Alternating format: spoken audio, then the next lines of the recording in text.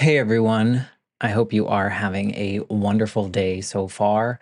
I am just dropping this special little clip into all the episodes. So, no matter what episode you're listening to, this is actually pretty current as of July 2024. I wanted to come on here and just say a big thank you to Earworthy because the Life Shift podcast was just named the best overall podcast of the year in the first Earworthy Independent Podcast Awards.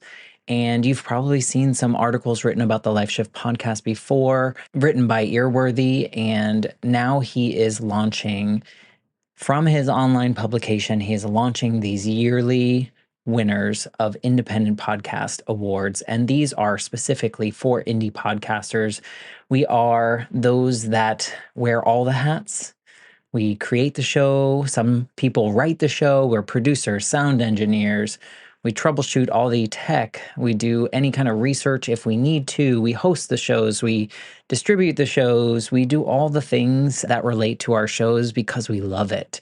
And it's so nice to see my name in a list with some other amazing podcasts like Multispective, which won Best Life Lessons Podcast. Salad with a Side of Fries won Best Health Podcast. Bippity Boppity Business won Best Business Advice Podcast. And there are so many more. And so I just want to come on here and say thank you to Earworthy for not only doing these awards every year and just honoring some of us indie podcasters that sometimes feel like we're just shouting into the void, but we're not. We're just doing what brings us joy, and hopefully through that work it brings other people joy. In my case, for the Life Shift, I hope that each episode finds the ears that needed to hear it the most so that they feel a little less alone in their circumstance. But also, Earworthy writes all these amazing publications pretty much weekly, every week, every weekday, I should say, where he writes on Blogger, Medium, Substack, Tumblr, Vocal, Many Stories, and for other places. And he really just highlights the independent podcasters. So thank you, Frank, for everything you do with Earworthy and for recognizing all of us in the first Earworthy Independent Podcast Awards. If you'd like to read more, please head to medium.com/EAR hyphen WORTHY. Thanks again and enjoy this episode. Well, at first I didn't. At first I just thought, you've got to be kidding me, twice. I'd lost my mom at 10 and now I was at 50 losing my husband and to male breast cancer, which I think 1 or 2% of the folks who get that of the people who get that are men. So it was like, okay, you got to be kidding me. And then my other thought I had though was I was going to give this as much time as I needed to grieve. This wasn't like when I was a kid. I didn't have to push through this if I didn't want to. Today's guest is Debbie K. Weiss. She's a former attorney and she just released her first book. Debbie's someone who knows all too well about the pain of loss.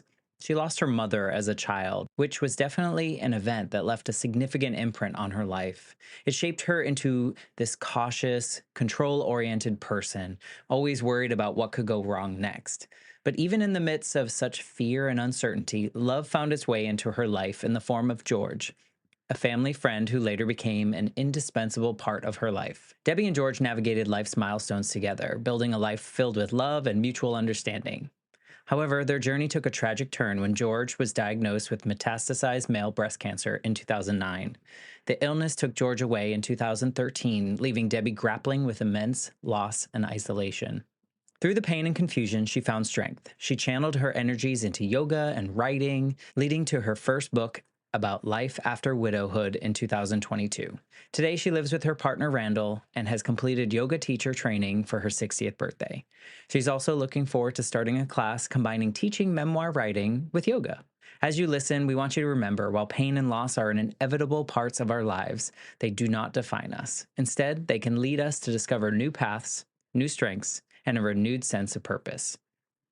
Before we jump into the episode, I just want to thank all of my Patreon supporters. Thank you for all of you believing in this show and supporting me and helping cover some of the production costs. As you know, I do this all by myself, so your contributions each month really help to pay for the software and the hardware and the hosting and all those things so that I can continue keeping these stories coming to you. So thank you for that. If you are interested in directly supporting the show, please head to patreon.com/the Life Shift podcast, and you can find all the information there.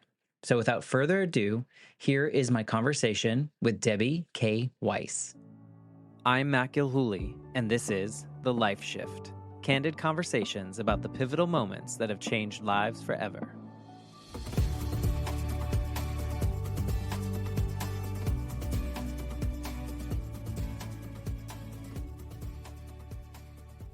Hello, my friends. Welcome to the Life Shift podcast. I am here with Debbie. Hello, Debbie. Hi, Matt.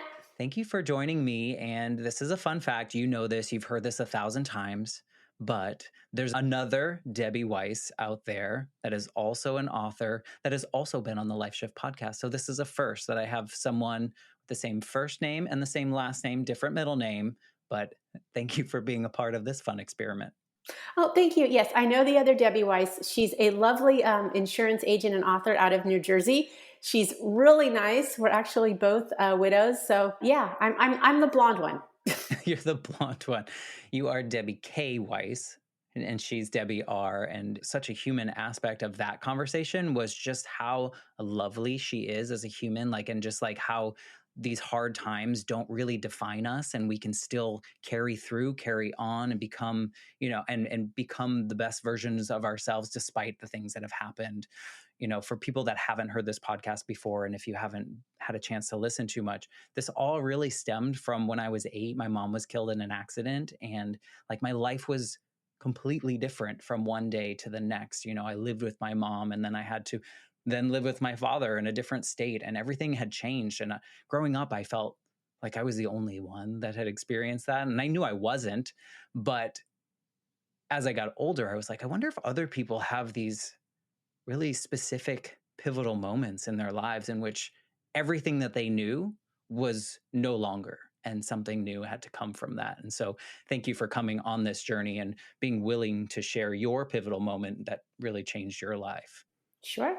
So I like to kind of have people kind of set the stage and, kind of paint the picture of what your life was like leading up to your pivotal moment. But before you do that, maybe you can just tell us a little snapshot of who you are right now, who Debbie is in 2024. I live in a small-ish town in Northern California called Benicia. It's waterside. It's beautiful. I'm living with my partner, Randall. We've been together for 5 years. We moved in together a couple years ago. That was actually a lot of fun. For my 60th birthday, I completed yoga teacher training, and I'm looking forward this week, actually, I'm a little nervous, to starting a class combining teaching memoir writing with yoga.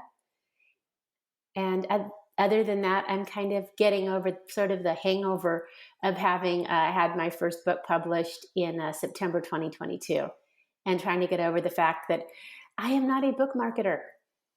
I am a former lawyer. You're a former lawyer, not a book marketer. What did you not love about that process, or did you find ways to love certain parts? I found ways to love certain parts. I love interacting with people, hence I am here. Trying to look at numbers or figure out technology wasn't really my thing. Trying to get sort of acclaim as an unknown author was extraordinarily frustrating. Contemplating helping people and looking for signs that I was helping people with my book about life after widowhood was very rewarding. Yeah, I would imagine that there are a lot of people that felt very alone in their circumstance as well. And by hearing your story, reading your story, they felt a little less alone, and that there was maybe some hope for them. And I think that's what's so beautiful about people writing memoirs and sharing these personal stories. Same on podcasts. You were on The Eternal Optimist as well, weren't you? Yes. Me too. We both were on The Eternal Optimist. I love Matt. Me He's too. fantastic, and he's such a great conversationalist. And the optimism, obviously his show is The Eternal Optimist, but the optimism that he shows despite all the things that he experienced as well is really inspiring. So I hope you had a good time on that show. I did. He was wonderful. He's just really involved with his guests, and he has such a positive view that he shares with people, and you can see that he's created a beautiful life for himself. And yeah, I found him really inspiring. Yeah, he was also on the Life Shift. So we have all these connections, and somehow none of us knew each other before that. And it's beautiful to have these opportunities with remote recording, to have you, who otherwise I probably would never have run into or bumped into, to be a part of this show, And so maybe you can kind of paint the picture of what your life was like leading up to this moment that really changed things for you. I grew up in a small Northern California town, another one called Danville. I actually lost my mother when I was 10 to a brief illness. It was a surprise. It wasn't my pivotal moment. I stayed in the same home.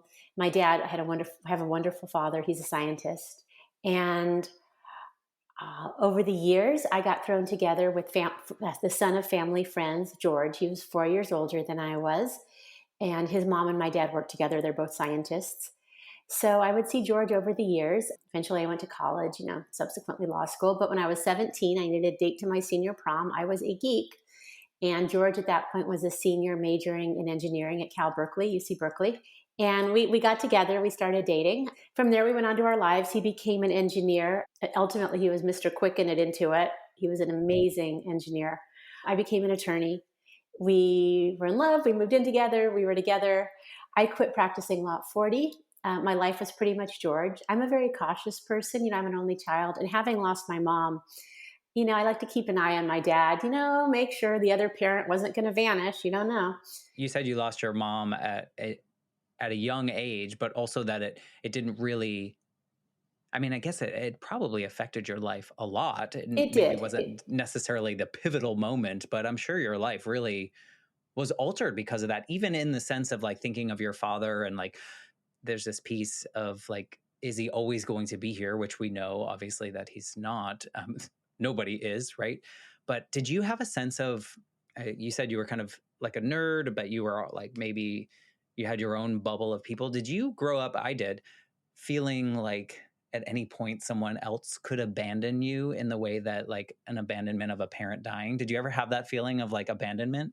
I was very, very fearful. I was very cautious. I stuck close to home. My dad traveled for work. His parents, my grandparents lived nearby, and I was always worried something was going to happen to the three of them. I have a real small family. I'm an only child. My dad's an only child. And yeah, I'd worry. And he'd go away for work. He'd be in Washington, D.C., or he worked in Europe for a month out of the year sometimes. And I didn't think about it at the time, but being a single parent man at 42 probably wasn't, having full-time custody of a kid. This was 1973. This isn't when men raised kids on their own. And it certainly wasn't common where I lived, in a very traditional suburban area.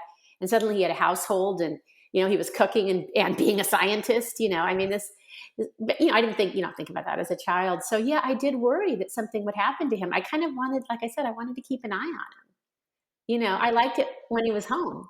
He was it. And I was close to my grandparents and, so yeah, I did have a lot of fear about that. And I was pretty quiet and kind of withdrawn. And, it's weird. You probably had this too, Matt, where you're like, you're a kid and you're like, well, what's going to go wrong now? What can go wrong? Because now the unthinkable has happened. So anything bad can happen at any time.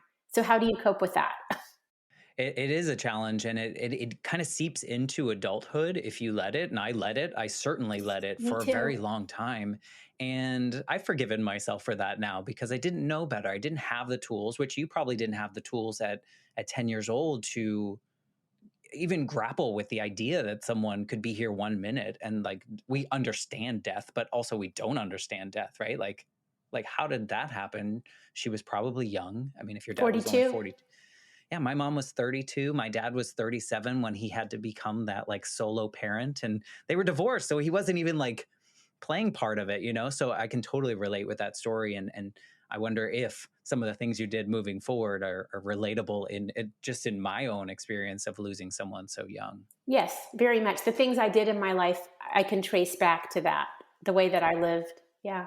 Did you take a lot of risks or were you very like, Oh, I was very cautious. I was very cautious.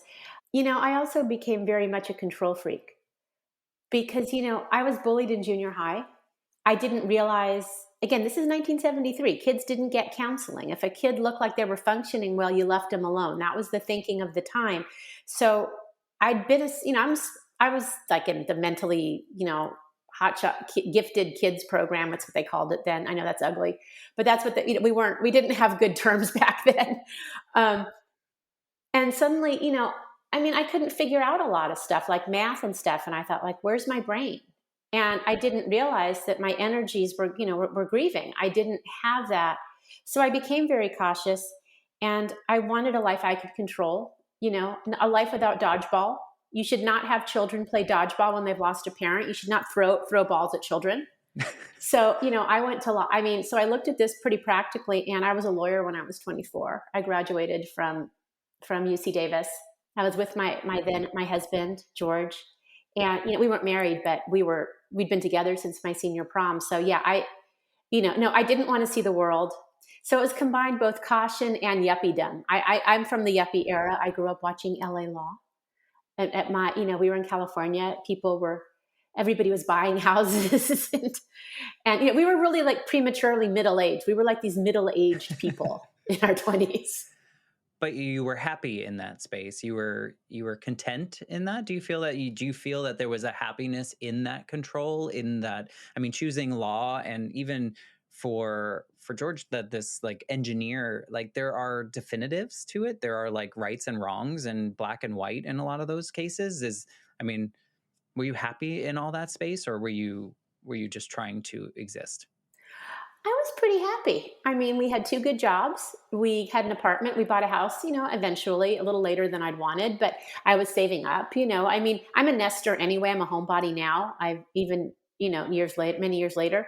But I was kind of happy to be getting on with my life and being with the person I loved and assuming we would have a family life together. I started out a little bit ambitious, then realized law, corporate kind of law environment really isn't me, but you don't know in your 20s. So yeah, I was happy, and I was certainly very lucky, to have a great supportive dad, and the privilege of being able to do what I want. Law school at UC Davis back then was about $5,000 a year for a resident. So a house was, all these things were attainable.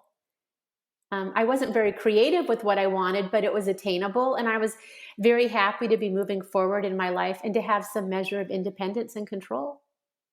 And well, the control part is certainly interesting, and I can relate to it a lot. I also like, it sounds like you maybe thought of like there was a checklist for life. There were certain things that you had to achieve, certain milestones. Even like you said, you didn't buy the house as soon as maybe you had wanted to, but there was some kind of checklist that some of us kind of attach ourselves to like, you have to graduate college by this age, and then you have to have a good job, and then you have to get promoted, and then get married, Mhm. and all these things, and you kind of follow through, and then at some point you're like, oh wait, none of that really matters. There isn't actually a checklist. But did you kind of follow that same kind of guideline? I did feel that way. Yes. I mean, Davis, again, the world was so different then, all the good firms came to my law school and interviewed. If you had reasonable grades and all, it was pretty hard to graduate without a job.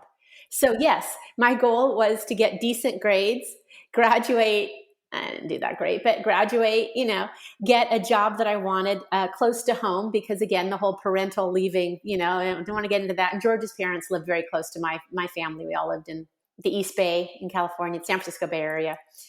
Yeah, so that's kind of what I wanted to do. I had, I mean, I remember buying my first nice car as an attorney with my own money and being like, yeah, this is it. I've got my junior executive car.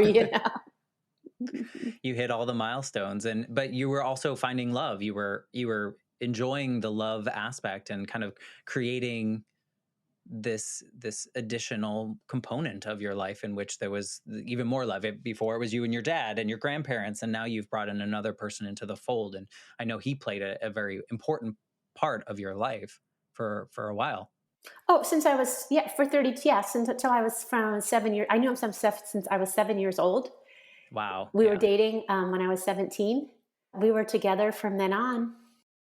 And how did that relationship develop? Did it hit your milestones? Did it hit the things that you were hoping of that, or did you kind of let go a little bit and see where it went? Well, he and I both wanted the same thing. Well, he was dominant. I mean, we kind of did what he liked to do. He was a great cook. We spent our weekends cooking these fancy meals. We were both introverts, which turned out to be very difficult when he passed. We were both alone. We both weren't Mm. very social. Yeah, this is the 80s. Again, some of our friends still stayed partiers, and we abandoned that. That wasn't working for us. Weren't doing that. So I mean, we were just, it was all kind of working out great. I mean, I loved him. We were together. We expected to be together for the rest of our lives. We worked at our jobs. We had our families. Probably the hardest part was he had a lot of family demands and I didn't.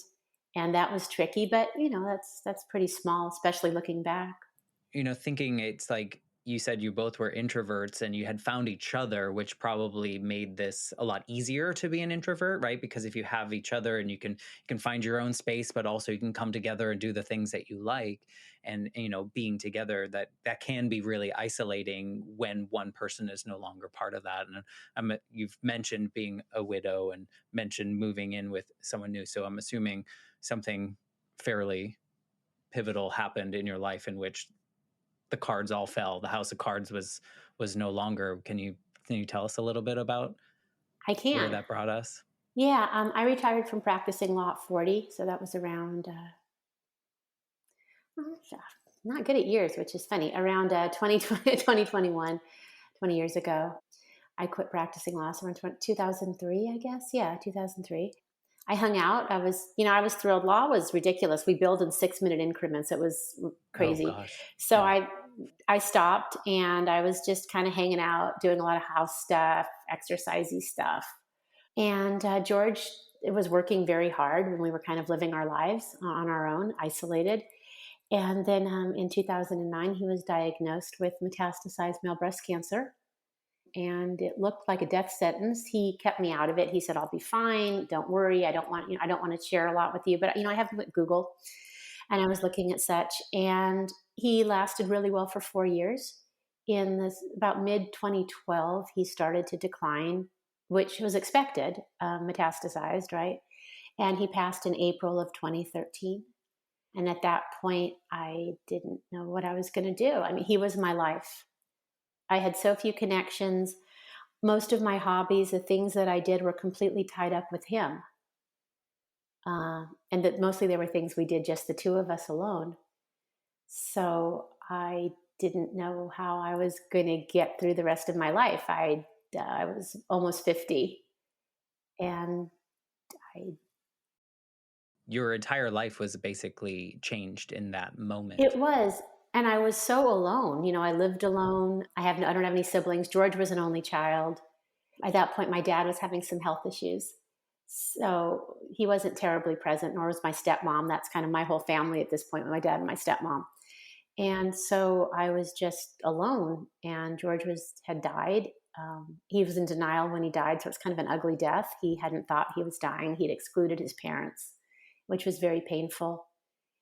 And I was just left with a lot of guilt. Why did you assume the guilt, or what was the guilt from? Caregiving. He Okay. turned down a lot of outside care. So I was trying to take care of him, and I didn't think I was doing it very well. He turned down outside help, palliative care. So we did it ourselves. He didn't think he was dying. And again, excluding his parents, I felt terrible about that. So, and we didn't have a goodbye. And we hadn't really talked about what was I going to do next. I mean, he was an engineer. I couldn't even turn on the darn television in our living room. His system was so complicated.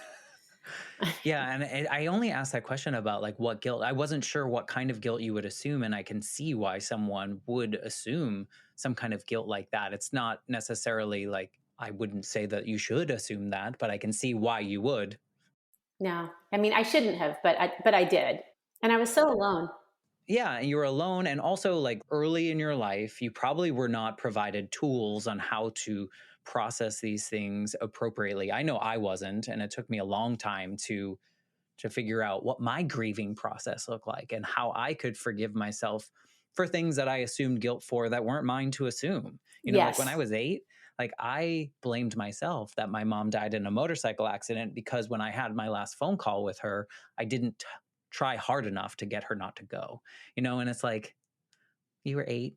Nobody's going to listen to an 8-year-old. But also, it sounds like your husband maybe was a little bit stubborn in that sense of like he could handle this. He's an like I'll compartmentalize this and I will move forward. And you don't have enough room to help, right? Very much so. Yes, I didn't have good things from when my mom died, because I got in the sense of, don't be weak, just get through this, move on, do what you need to do.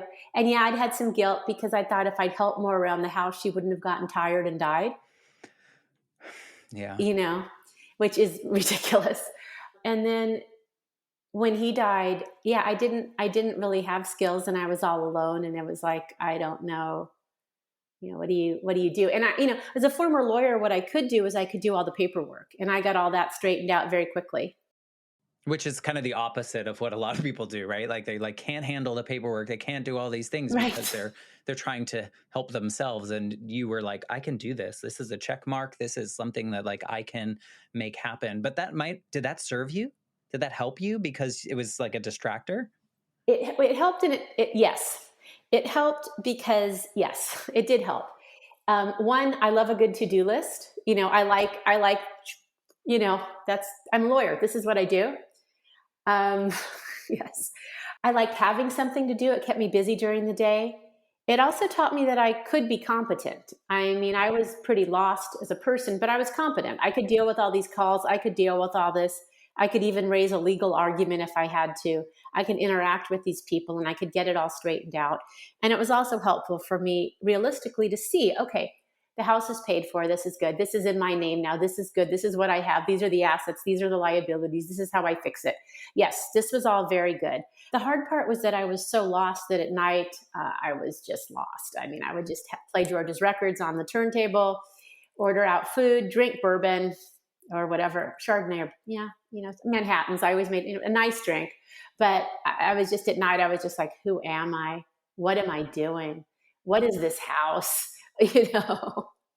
Who like yeah, who am I without him? Right. Because so much of your life was attached to having him by your side and in your circle. And what did that how long did that I don't know what we can call it, fog in a way, of how long did that period of time where like you didn't know who you were, how long was that for you? Well, okay, it went down in stages. I mean, like at first I was like so lost, and just I could do that. I could visit my dad. He lived 10 minutes away from me, which was great. I could do that. I didn't know who I was without George. Things got a bit better after about a few months, 6 months, somewhere in there. I got therapy, grief therapy, which was extremely helpful. And my grief therapist gave me a chore. She'd say, like, okay, like I was going to yoga. She's like, okay, tell one person in yoga you're widowed. Go to one activity you haven't been to before. So I started to join some groups. And even if I wasn't good alone, I could go to a group, I could get myself there, I could interact with people, I could see there were people. It's weird stuff. I lived in the suburbs, so I joined. I had my late husband's sports car, so I joined a car club. I am not a car person, but it had breakfast every Saturday morning. So Saturday morning, I knew I was going to breakfast and then engaging in some often car related activity. Or I joined Rotary. I am not a Rotary person, That's great though. I mean, I think it's important. but I would, once a week we had dinner. I was getting out, and then after about a year, a lot of the fog was gone. I'd cut back on, I was no longer drinking lots of bourbon. I was taking care, my health was good. I was no longer stick thin. I was looking at what I was doing. And at that point, I was writing again, and I was in a writing class and a writing group, which was the most helpful for me. So after about a year, things were significantly better. But I was going to tell you, it's 3 years before I really had my full mentally gifted minor brain back. Oh, really? Yeah, I would say 3 years before I was really. I mean, I think that's normal, Yeah, I right? think Like it is that's a too. huge loss, especially as an adult. Like I mean, I guess there's some parallels here in my story. We both lost our mother at a young age, and then like kind of like didn't have the opportunity to grieve properly, to do the Right. things that maybe served us and our hearts and our minds and everything so that we could understand how we best do it. And then my grandmother became like my best friend. She became like my mom. She became the person that, she filled in that role. And she was diagnosed with cancer in 2012 or something along those lines. She ended up passing in 2015. But when she was diagnosed, I was like, now's my chance. Now's my opportunity to do this right, to move through this properly. And the thing that I noticed is that I understood passing. I understood death a lot differently as an adult than I did as a kid. And it allowed me to do things in a different way. So I guess it's not exactly the same, but the idea of facing these two things at different parts of our lives and understanding it in a different way, it affects us totally differently, right? But in some kind of way that we see the growth, whether that's even just a tiny little bit or a lot. Did you notice there was a difference with losing him because everything was so tied up? Well, at first I didn't. At first I just thought, you've got to be kidding me twice. You know, I mean, I'd lost my mom at 10 and now I was at 50 losing my husband and to male breast cancer, which I think 1 or 2% of the folks who get that of the people who get that are men.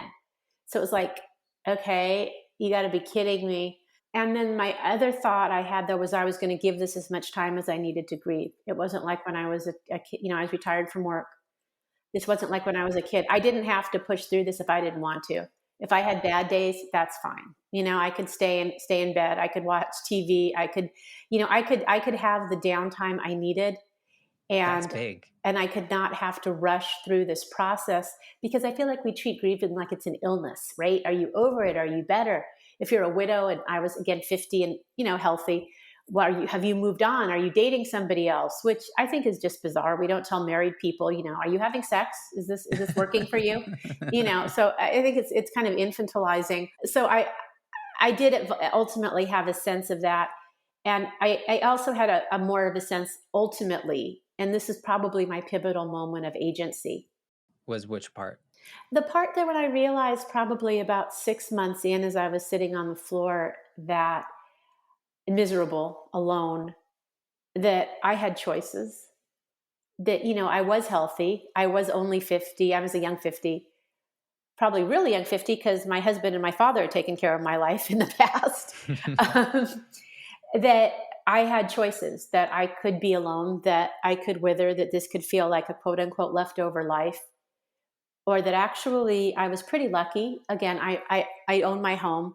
I was financially okay. Unlike a lot of widows, I didn't have to go back to do anything I didn't want to. I had a father who would help if necessary. And that I lived in a very nice area. It was very safe.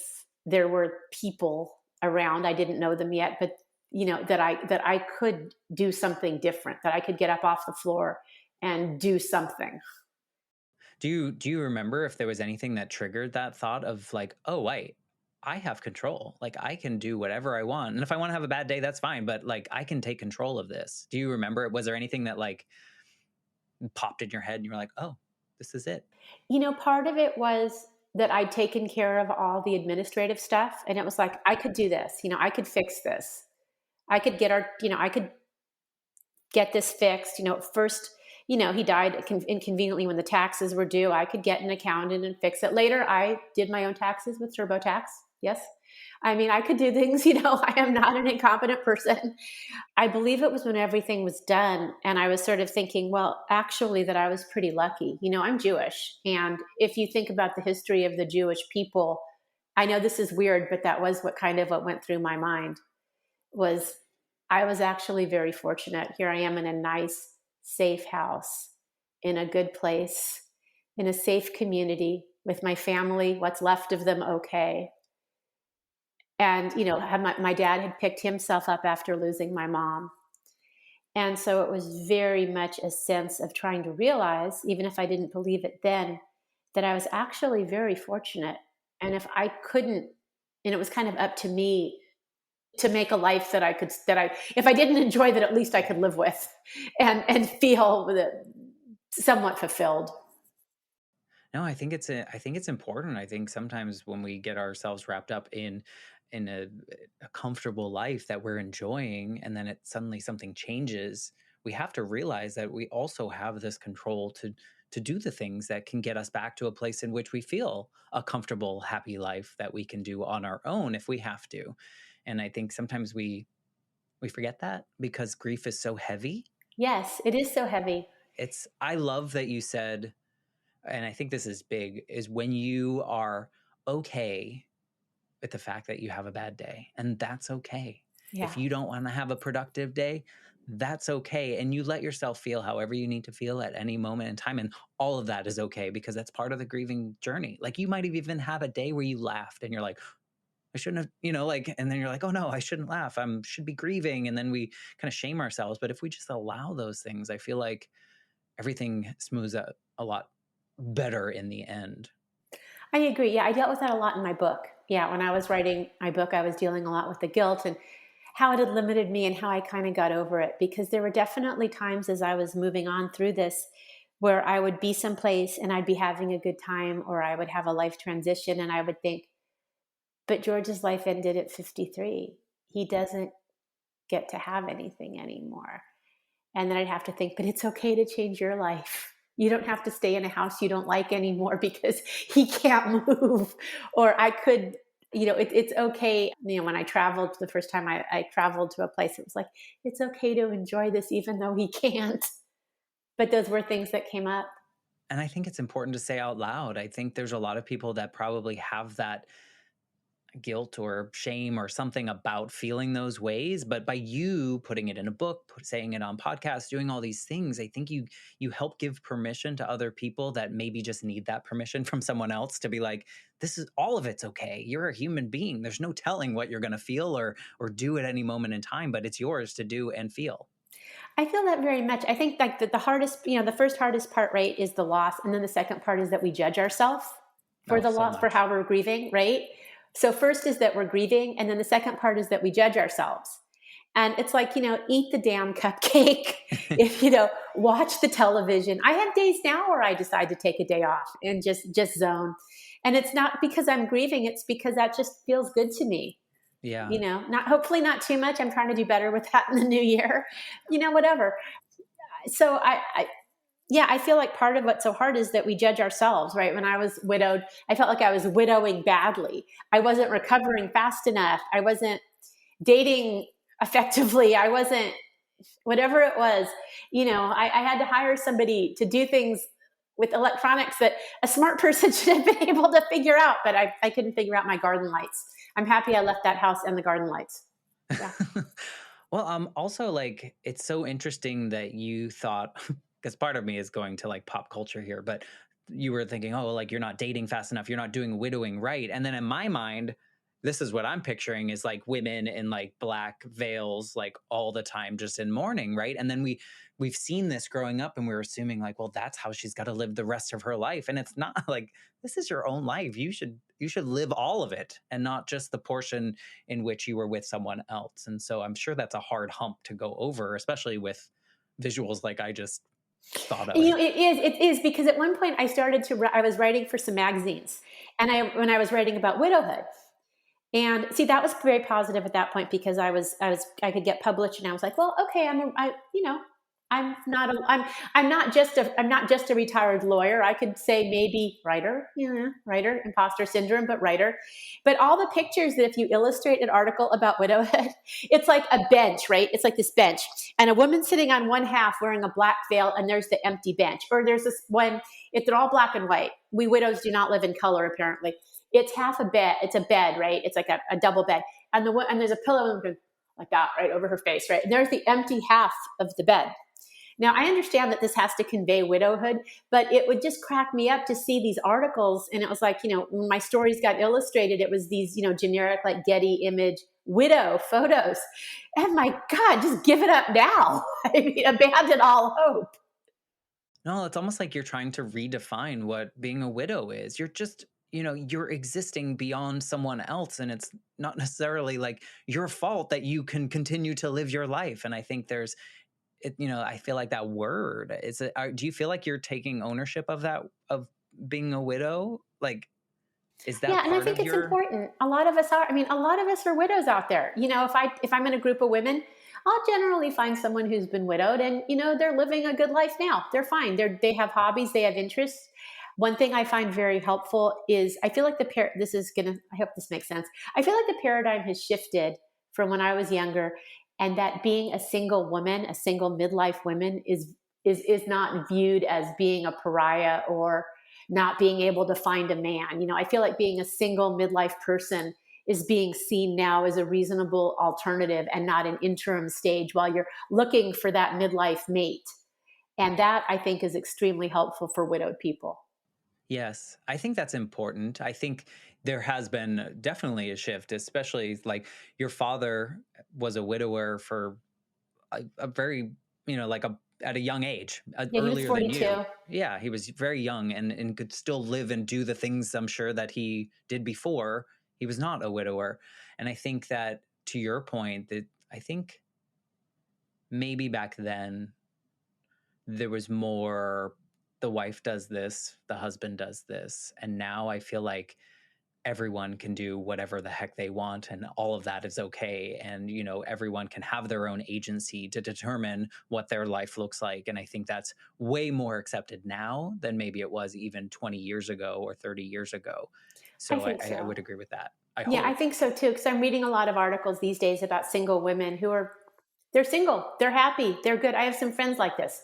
They're happy, single. Yeah. And they want to be. They want to be. Yeah, this isn't while they're looking for somebody. This is their life. They're very happy. They're not going to die alone. They have a plethora of friends. Their life is very full.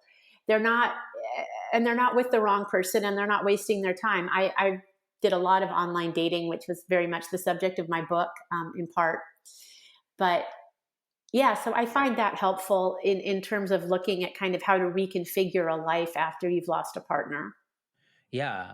I just knowing who you are and finding that independence and the ability to do the things that you need to and the things that you can't do, like you said, you hire someone to do that and you have the ability to do that and know that you can exist in this world with or without someone, and that all of it is okay, and however you choose to do it should be okay as well. Do you see the therapy portion of your grief journey to be a really impactful moment, because it seems like they kind of pushed you a little bit at a time to do the things that maybe you might not have chosen to do on your own? The therapy helped tremendously with the guilt because I felt very, very guilty. And it really helped to have my therapist, who is this older woman. She was like this tiny woman. She was like a modern dancer, but she had this power to say, George turned down everything he could have turned down. This isn't your fault. You did the best you could. And also, honestly, I was at that point when George died too soon. I got into a relationship that wasn't good with a younger guy because I just couldn't be alone all the time. I was having anxiety attacks. I had PTSD because I'd been waking up to try to help him through the night with ammonia capsules and nebulizers and oxygen tanks and all kinds of stuff I didn't feel very qualified to deal with. And I was stressed to the gills. I was on prednisone because I had horrific hives. I mean, I was falling apart. And so after he died, I got in this relationship. So I didn't have to be alone at my house all the time. And it was very helpful. And I felt responsible in some ways for that. And it was very helpful for her to say, this guy was kind of using you. You're a new widow. He's kind of taking advantage. And I got out of that situation. Yeah, well, that's helpful. So the therapy was very helpful. I mean, I'll be honest, I had really bad anxiety and I've had therapy, I have therapy now. I think I'm fine, but I love having therapy for anxiety. It's great. I think it's great to see therapy as a maintenance thing. I don't think it has to be in a crisis, but at the time it was extremely helpful when I really needed it. Were you someone that had done therapy before that moment, before this loss? Very, very infrequently. I mean, I'd gone once or twice. I'd met with a therapist about anxiety. And once or twice, honestly, because George was a workaholic and that wasn't working for me, particularly after his diagnosis, I was having a real tension with the fact that our time might be limited and he was working harder than ever. Looking back, I'm reconciled because that was his legacy. Leaving the best version of Quicken he could was his legacy. But at the time, I was like, we don't have that much time. And, you're working even harder. So I dabbled in it a little, but I didn't have nothing consistent. Yeah, I think therapy is really important. I didn't really discover it until I was like 30 something, and 30, and those moments trying to find the right person was such a struggle. And It is. I think I went through like 5 people. I'm like, is this even worth it? And I just want everyone to know it is. When you find the right person that hits the right marks in which you need at whatever moment you are, it's so worth it. I had For so long I was living a way that 8-year-old had experienced, right? And I went to this therapist and she was like, you realize that every decision that you've made since you were 8 years old is out of fear as that 8-year-old.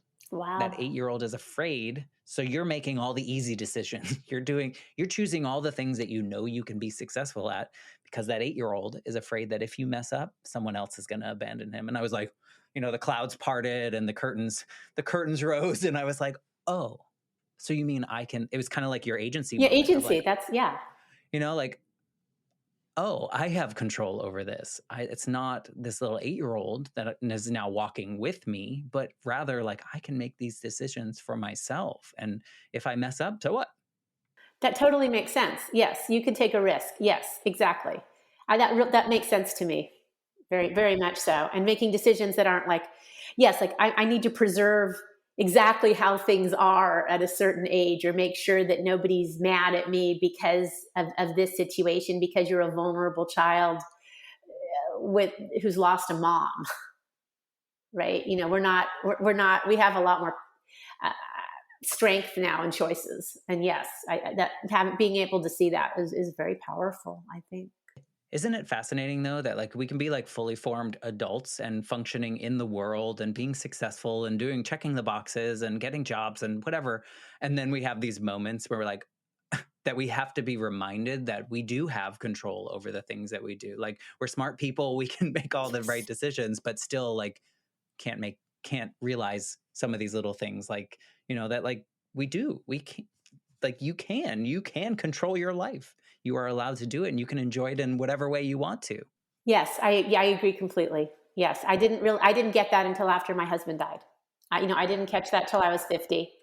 Right, and you've existed in the world and you've been successful in the world according to whoever and yourself and whatever that may be, but it's like things like this where we have to have, maybe hopefully we don't have to have, but sometimes we have these really impactful moments or these specific things that happen in our lives that wake us up to the fact that, oh, wait, no, we can do this. Yes, very, very much so. Yeah, I mean, at that point, I could start.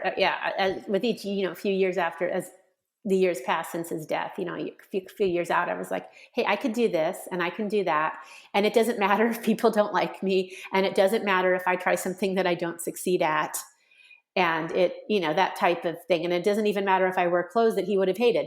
So yes, it took a while. Do you feel like a different person now, like this version of you and the way you approach things in the world than you did when everything was good in your marriage? Oh, very, very different. What's Yep. the biggest difference? Oh gosh, everything. For one thing, didn't. I was really shy, and I was nervous talking to people. So there was that. I was very. I don't want to say status conscious, but I had a lot of things. We lived in this small house that was chock full of things. And when he died, I realized that I was left with fewer experiences than I wished we'd had together, and a lot of things. So I started to do different things. Probably the biggest difference for me was realizing I didn't care that much what people thought of me. So that led me to do the writing classes and writing workshops. And I went back to school I think I was 54, and I got a master's, I got an MFA, and wrote my Awesome. book and put it out there. And I decided, I can do this. Or all these podcasts. I've never done anything like this until I put my book out. And I'm teaching writing now. So yeah, it was just kind of like, yeah, talk to people. It's cool. It's all fine. And if it doesn't work out, it doesn't work out and you try something new. And like that's cool too, because you're learning something new. There are new experiences. So much of your story I can relate to. We didn't have, besides the fact that our moms died when we were younger, Yeah. like, you know, it's just weird how I think some of it stems from those experiences that I can relate to some of your stuff. Earlier, you said when you started writing, it was a real shift in things in the healing journey for you. It was. Like, was it like a cathartic kind of experience? Were you intentionally writing the book or were you just writing to write? It's shifted. It took me some years to write the book. I want to say around 5, but I started just writing vignettes. At first, part of what I like to do is, I'm very cautious. I'm still always going to be cautious. I think that's my nature. A lot like my grandma Miriam. She was very cautious. We both have the worry gene. What happened was I started to write, and I got some community with writing, a writing class, a writing group, writing friends. That was amazing. And then, from there, what helped me was getting some stuff published. I remember I put something in the Huffington Post about my guilt as a caregiver. And within a few hours, I had 80 comments with people saying, hey, I've been there, or it's okay. Don't feel bad. You'll be fine. To realize I wasn't alone. When I was writing, I realized I wasn't alone. And then when I was writing my journey, some stuff and getting some stuff published, I realized I wasn't alone in this.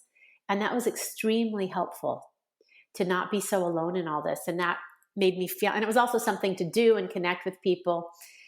And then ultimately, when I was writing the book, there was a shift, because to write a full thing, it was really hard. I'd only written like a 1,500 word essay. It's what I write as essays. So, and I can't write fiction. I'm not creative enough. So at some point, it had to be good. I mean, I didn't, I wanted it to be good. And at that point, it shifted from a bit from like, what am I trying to express, to am I expressing this well? And from that was when I went back to school and got the master's and hired a really good editor, and learned and looked into editing it and looked for a publisher and tried to, at that point it shifted kind of from psyche to craft. And once it shifts to craft, it's a whole different thing. It's a whole other game. It's not so much cathartic, but rather there's a process, there's things which probably spoke to that other side of you. It's great for the brain. It's good brain work. It's really good brain work to try to do that. Yes. The reason I asked about the writing component, obviously, I know you have this book out, and we'll talk about that in a second. When I was 16, I was in, some kind of honors or gifted English class, and we Me had to too. write a narrative. And it was the first time that I wrote about my mom. And it was the first time that I allowed myself to like actually cry about it, to actually like break down and process something. And so that was an 8-year period in which I was Wow. pushing and writing this, it wasn't very long, but writing whatever this was. I wrote about like the exact time that she died and like the week after. And writing that out, it just helped me process so much, and it really like kicked off the start. I mean, I didn't Hmm. get very far until my 30s, but it kicked off that start of like allowing myself to feel certain things in a way. And it was all just the writing, because I think in your head it bottles up in a weird way, but when you put it out on paper or you get it out and you say it out loud, it allows you to process it in a different way than when it's just sitting up there. I agree. No, I agree completely. Yes, it helped tremendously to write the things that were on my mind, and even to share them. I mean, I got rid of so much of my guilt by sharing things or talking about things, and it made me a much less judgy person. Before George died, I was a very judgy person. And I could see, like, these are the depths. I was in real depths. I mean, really yucky depth stuff. I didn't do crazy things because that's not me, but I was someone I could have, you know? And it really, and then writing about that was really helpful. And it also, I think, helped me to see a kinship with other people. You don't feel so alienated, right? I mean, we're not, it's not like we're failures. It's like we're all sort of human. I do a lot of yoga, and that kind of connection is very helpful. That is really helpful. And I bet putting your book out there, putting, on the Huffington Post and getting comments, and Modern Love, you have something in Modern Love as well, right? And Some just years ago, hearing back yeah. from hearing back from people, though, it validates your experience. Like, oh, like I'm not weird for thinking that way either, because other people have also felt this or this, or whatever it may be. And that's so validating and helpful for like processing all of that stuff. Very much so. As humans, we take shame, like, I shouldn't be feeling this way. But other Right. people said it, they do. And so now I can and be okay with it. Yeah, you feel, yeah, I know, because when I started dating, I mean, I was really shocked at, a lot of the guys I met, and I was like, is this me? Am I doing this badly? Where are all these schmucks coming from? How do these people function in the world, and why do they think they should be with a woman? And it was really helpful to hear from a lot of women who are like, yep, been there, done that. Yes, it's surreal. Yes, it's awful. No, you're not. It's really hard to find someone with the kind of depth or morals that my late husband had. And a lot of other widows were finding that as well, and they were finding this. Is this a clean podcast or no? Are we clean? Whatever you It want. was a real shit show. I wasn't alone in that, and I wasn't incompetent, and that was somewhat helpful as well. So kind of different pieces of this, like the guilt here, or the dating there, or just the loneliness, which for me was probably the hardest part, was very helpful to get a sense of not being alone in this, and to share it and put it out there, which again helps with shame. I have a dear writing friend who has had a very tough, adventurous life. And he said, when you put it out there, you kind of get rid of the shame, because some things just kind of are, you know, it's not your fault. It just is, Exactly. you know, Most of our life just is, it just right. is what happens. When you what's the title of your book? It's called Available as Is. There you go. That's appropriate, right? What on release day, what was that feeling like when now this and all your thoughts and all the things that you talked about in your book and it was out there for strangers to check out? What was going through Debbie's body and mind on that day? One, my father cannot read my book. No, Okay. not an option.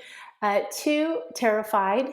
Three, I didn't, somehow I kind of put a little bit blinders on when I was writing it. It's really personal. It goes there. It's really honest. That's people have said it's really authentic, which I'm really grateful for. And I think as I was writing it, I just kind of forgot about it. Forgot that. I mean, as I was writing it, I went as deep as I could. I had an editor who would be like, "Okay, go deeper." MFA, we say that you did this because. Okay, why? It's like talking to a 5-year-old. Why? Why? Why? And as I did it, I sort of forgot that this was me and this was my story, because by the time I'd finished it, I'd tried to make it good as well. So I sort of thought of it again as my story, but also in terms of craft and ideas, and sort of forgot that people are going to say, "Oh, she did that." And so I think I was a little bit blinded myself, put blinders on. Yeah, I mean, it could be a little protection too, in a Yeah. way of like protecting ourselves. Because I'm sure that by putting something out there so personal, when you meet people that have read your book and they don't know you other than reading your book, how does that feel knowing that they know your story? Is that a good feeling? Is that a feeling like a So scared far, feeling? it's been fine, because I've heard from people, including men, that it's been helpful. Good. So that's good, because I was afraid it was a little too misandrist, a little Okay. overly misandrist. But no, I've heard from men and women who found it helpful, and people who found it entertaining. It's a pretty it's entertaining, and I specifically wrote it to be entertaining, and not a fast read, but something you could read like on a beach or something. I wanted it to feel really accessible and a little not fun but humorous. I'm a humor writer, so I did that. So actually, the feedback, while it didn't do what I wanted it to, the feedback and things I've heard have been positive enough that I felt very good about it. And I've heard from some people that it's been helpful. And when I look at it, and not in terms of an objective kind of success, but as was it a good experience for me and did it help people, then I feel pretty good about that. Did it help you? Yes and no. Okay. Start with a no. I'll start with a no. Okay. If you are, I'm with an independent press, she writes press, it's curated. It has standards. It's award winning, all that stuff. But being out there as an indie author, maybe any kind of new author these days, and trying to get attention is extraordinarily difficult. I did not get the reviews or the things I wanted. My small town gave my book a lovely review in our months, our local thing. My local bookstore has done wonders with my book. But in general, I don't know what the heck you do. I've tried, and some of that was hard. Probably the best thing I did was get an article in Huffington Post about it, and some other few magazines. The good part was I love the process. I mean, going back to school with all the young folks was neato. You know, all the workshops were neato. The people I met were cool. The people in the writing cohort were neat. I love that I could put together what I consider to be a well-written book, or at least the best book I could write. That's pretty exciting as a former lawyer. I was actually reading pieces of it this morning, so I'm trying to decide if I want to put any more money into promoting it or just give it up. That's another thing. I've lost money on every sale. You want to promote a book, at this point, it's basically throwing money. Part of it is throwing money at it, and extraordinary amount of work. I am technologically challenged. But the positive part was the experience of writing about it. I'm happy with the finished product. It looks beautiful. She writes is really good with covers and all that. So, it's a mixed bag, but it was a cool thing to do. I'm doing some volunteer and a little paid memoir writing, teaching writing, which I love. So that's kind of the next step, is kind of trying to kind of put the ego part of it aside, and then looking at like, what do I want to do next? This past summer, I expunged the book by becoming a certified yoga teacher. There you go. And now you're going to mix the two worlds and you're going Yeah. to do something. So I think, it brings me back to the idea when you said that after your husband died, you were left in this house with a lot of things and not a lot of experiences. You've just given yourself this experience of that a lot of people will never ever experience. And so I think there's a lot of value in that. There's something that like you can hang your hat on, that you wrote a book, you published a book, it's out there in the world for people to see. I think that's just like amazing, and what an experience to go through. You also did your MFA, which probably at this point in your life, with the experiences that you've had, was probably so much more valuable than if you had done it as a 20-year-old. Like I feel like you approached it differently, I'm sure. So much better. I was the one who'd volunteer. Sure, I'll read first. I don't care. Exactly. I mean, if you don't think Exactly. I didn't care. I thought the people in the class who had different views were so interesting. And yeah, and it was so neat to just do it like, this is cool, this is fun, not, oh God, what if I don't get a job? Because when I was when I was in law school, I was really worried. Would my grades be good enough? Would I pass the bar? Would I get a job? Yes, all that was fine. But it was nice to be able to do this just from the point of just loving the experience. Yeah. Like who gives a shit? Like I can do Yes, who whatever I gives a want, shit? like Yeah, I it don't is what care. it is, as is, right? Available as is. You do your life the way you need to. I love to kind of wrap up these conversations with a question. And I'm wondering if you could go back, knowing all the things you've experienced now since he passed, and you could go back to the version of you after he passed, sitting on the floor, just kind of like in this fog of sadness and despair. Is there anything that you would want to tell her about what you know about what's coming up for her? Definitely. Yes. Do not date. And for years, do not date for years. You are not ready. This is a harsh environment. Definitely that. Second, don't worry so much what people think of you. You'll be fine. Third, you're very naive. Most men do not want to be just friends. Very rare. And fourth, stop dyeing your hair red every 4 weeks. It's a major hassle and it's not worth the upkeep. You are a humor writer, so there is this element coming in here. I think those are valuable life lessons for anyone. Like don't dye your hair red every 4 weeks. There's a lot going on. It's kind of like bleaching your hair every 4 weeks. It's a lot of work, a lot of Yes. head burning. Yeah, I'm a hiker. So at one point it all just faded and I hike and I found something super low maintenance and I'm like, yes. If people want to like get in your circle, learn more about you, connect with you, maybe tell you their story and connect on that level, Yeah, I love hearing people's stories. what's the best way to like find you or be around you? Oh, the best way to find me, well, come to yoga in Venetia, please. Well, But assuming that's not going to happen, I'm Debbie Weiss Author. That is my website, Debbie Weiss Author. I am not Debbie R. Weiss with the brown hair. I'm blonde. It's a picture of me on the beach. I'm California. She's in New Jersey. So I'm Debbie Weiss Author. I believe the contact form on my website works. I'm getting a lot of spam. I'm also on Facebook as Debbie Weiss. Friend me and message me. I'm on there. I'm on Instagram as Debbie Weiss writer or author. So you can definitely find me there. And my book, the easiest way is just to find it on Amazon, is available as is. It's actually available as is, A Midlife Widow's Search for Love. And you can find my book on Amazon. Better is a local bookstore. Awesome. Well, we will put the links to your website and to your social media just so it's easy access for everyone listening so they can connect with you, get in your circle. We'll put the Amazon link. And if you are someone that goes to your local bookstore, go there first, because obviously that is more helpful to help the bookstore, but also help these independent authors. I thank you for sharing your story and allowing me to ask questions and go back to this mom moment and the connection that we have in that way. Thank you. Thank you, Matt.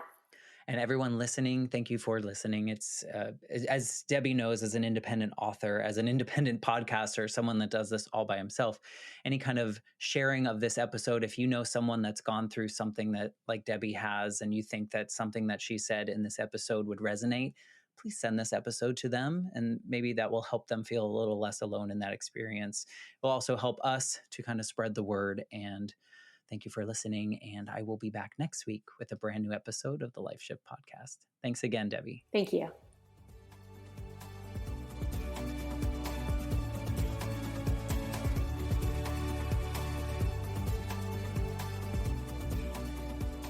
For more information, please visit www.thelifeshiftpodcast.com.